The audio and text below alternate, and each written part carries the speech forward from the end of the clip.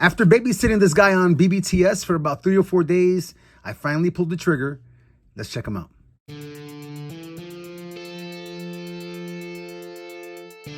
We are looking at the GLAVIS RINGWORLD Mandalorian. I stopped watching the show after the Luke episode, the first episode with Luke, or maybe the second episode. But you know what I mean, that season. After that, I stopped visiting again, mostly because I lost my shit with Disney about 1.5 years ago, and I just stopped consuming their products.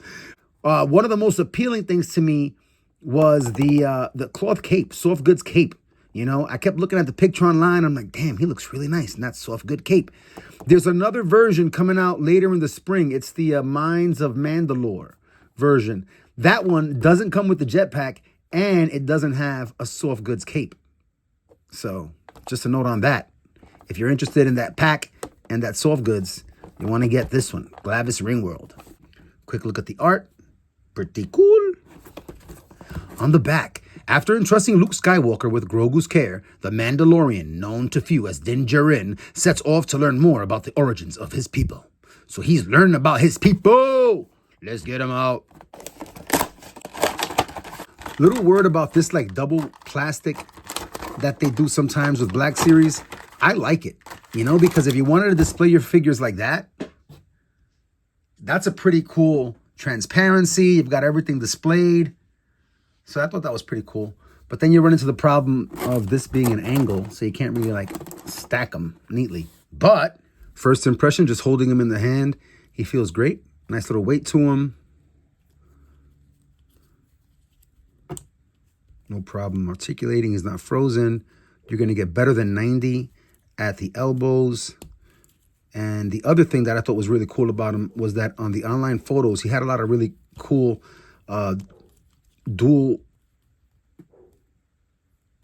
double-handed poses with the darksaber.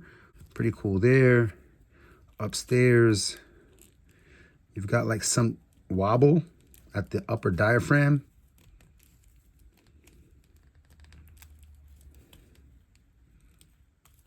And you're going to get actually even your twist at the upper diaphragm. Just be careful not to break your strap here. It's just a little stiff on mine. There is no waist swivel. And he doesn't have an ab crunch of any kind. It's just that upper diaphragm cut. But at least the armor is free floating. You know, so that's cool. He feels great. The metallic silver is brilliant, right? Look at that, man. It's just shining everywhere. It looks great in person. The blue, nice little touch of blue. On the back side. So you've got your jetpack. It does have ports, so you can attach fire effects or thrust effects if you have them. Now he's got that little additional peg there. It's not for this belt strap. I'm not sure what that would be for.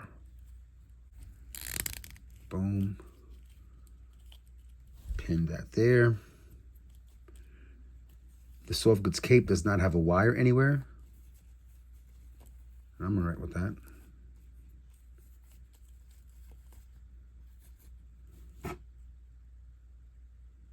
Really cool, man. He looks really, really cool, man.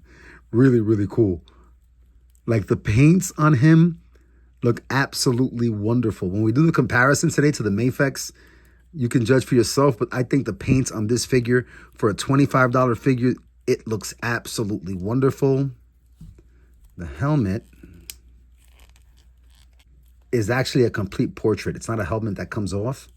So I didn't actually know the answer to that, so I wanted to check.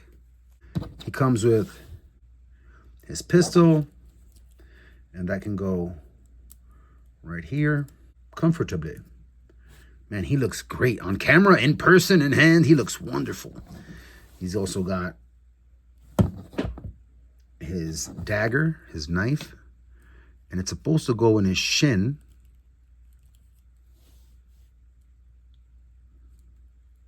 At least that's what I saw at the Hasbro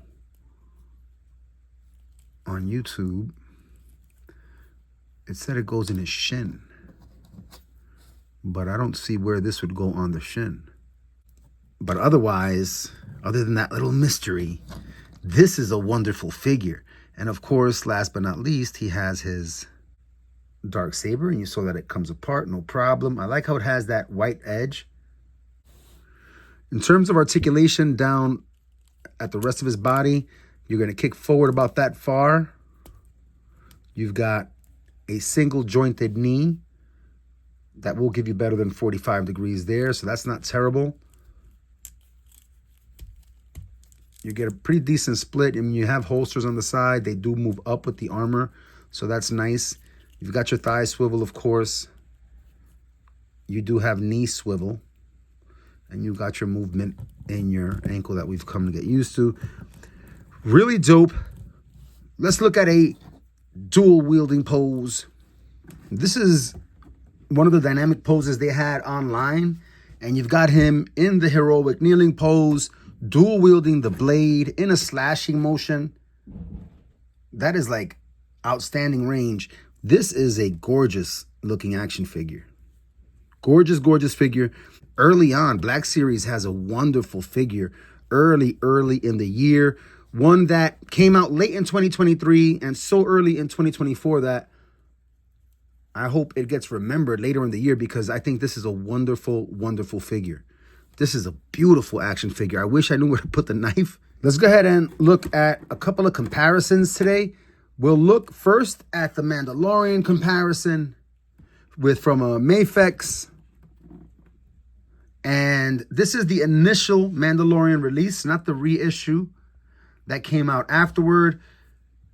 Side by side, paints for paint, they both look equally wonderful. You have many of the same details on both.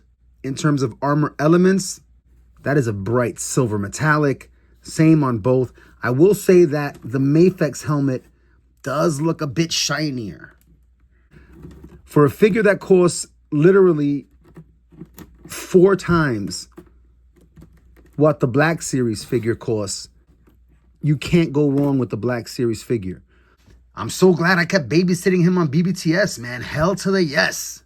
And here, just a quick look at the cape. Flows straight down. On the Black Series version, it is tattered and has some holes, just like in the show. So that's really dope.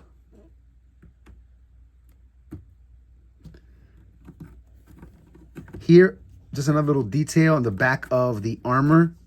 You see how it has that battle damage there in the back? I think it's pretty cool how the Black Series one also has it, but the damage is way more pronounced. Way more pronounced. Very, very cool. Nice detail. Wonderfully sculpted figure. All right.